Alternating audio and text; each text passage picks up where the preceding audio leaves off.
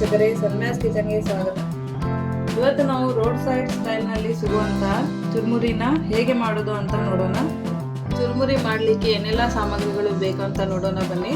ಚುರುಮುರಿ ಮಾಡಲಿಕ್ಕೆ ನಾನಿಲ್ಲಿ ಒಂದು ದೊಡ್ಡ ಈರುಳ್ಳಿಯನ್ನು ಸಣ್ಣದಾಗಿ ಕಟ್ ಮಾಡಿ ಇಟ್ಕೊಂಡಿದ್ದೇನೆ ಮತ್ತು ಒಂದು ಟೊಮೆಟೊನ ಚಿಕ್ಕದಾಗಿ ಕಟ್ ಮಾಡಿ ಇಟ್ಕೊಂಡಿದ್ದೇನೆ. ಇಲ್ಲಿ ಹಣ್ಣಾಗಿರೋ ಟೊಮೆಟೊನೇ ತಗೋಬೇಕು ಮತ್ತು ಸ್ವಲ್ಪ ಕೊತ್ತಂಬರಿ ಸೊಪ್ಪನ್ನು ಕಟ್ ಮಾಡಿ ಇಟ್ಕೊಂಡಿದ್ದೇನೆ.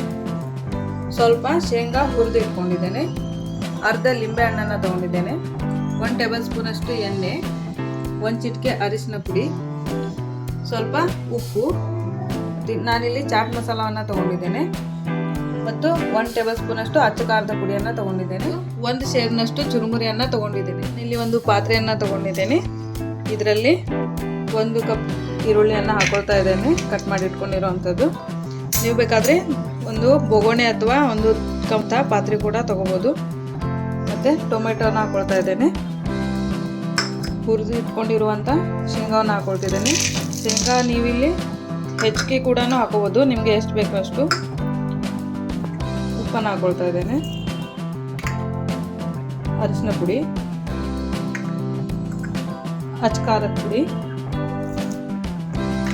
ಮತ್ತು ಚಾಟ್ ಮಸಾಲವನ್ನು ಹಾಕೊಳ್ತಾ ಇದ್ದೇನೆ.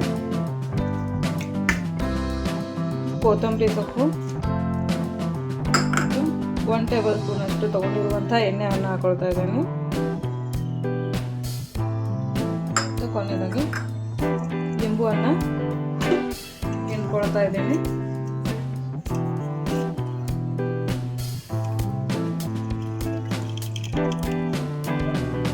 ಈಗ ಮಸಾಲೆಯನ್ನು ಚೆನ್ನಾಗಿ ಮಿಕ್ಸ್ ಮಾಡಿಕೊಳ್ಳಿ. ಇದು ಸಂಜೆ ಟೈಮಿಗೆ ತಿನ್ನಲಿಕ್ಕೆ ತುಂಬಾ ಚೆನ್ನಾಗಿರುತ್ತೆ. ನೋಡಿ, ಈಗ ಮಸಾಲ ಚೆನ್ನಾಗಿ ಮಿಕ್ಸ್ ಆಗಿದೆ. ಈಗ ನಾವು ಚುರುಮುರಿಯನ್ನು ಹಾಕಿಕೊಳ್ಳೋಣ.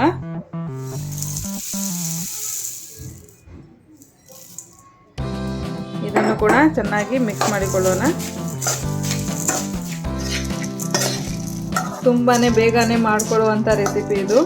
ತುಂಬಾ ಟೇಸ್ಟಿಯಾಗಿರುತ್ತೆ. ನೀವು ಕೂಡ ಮನೆಯಲ್ಲಿ ಒಮ್ಮೆ ಟ್ರೈ ಮಾಡಿ ನೋಡಿ, ತುಂಬಾ ಚೆನ್ನಾಗಿರುತ್ತೆ ತಿನ್ನಲಿಕ್ಕೆ.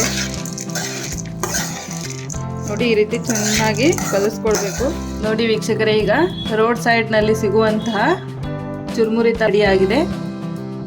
ಇದು ಸಂಜೆ ಟೀ ಟೈಮಲ್ಲಿ ತಿನ್ನಲಿಕ್ಕೆ ತುಂಬಾ ಚೆನ್ನಾಗಿರುತ್ತೆ. ನೀವು ಒಮ್ಮೆ ಟ್ರೈ ಮಾಡಿ. ಈ ರೆಸಿಪಿ ನಿಮಗೆ ಇಷ್ಟವಾದಲ್ಲಿ ಪ್ಲೀಸ್ ಲೈಕ್, ಶೇರ್ ಮತ್ತು ಸಬ್ಸ್ಕ್ರೈಬ್ ಮಾಡಿ. ಧನ್ಯವಾದಗಳು.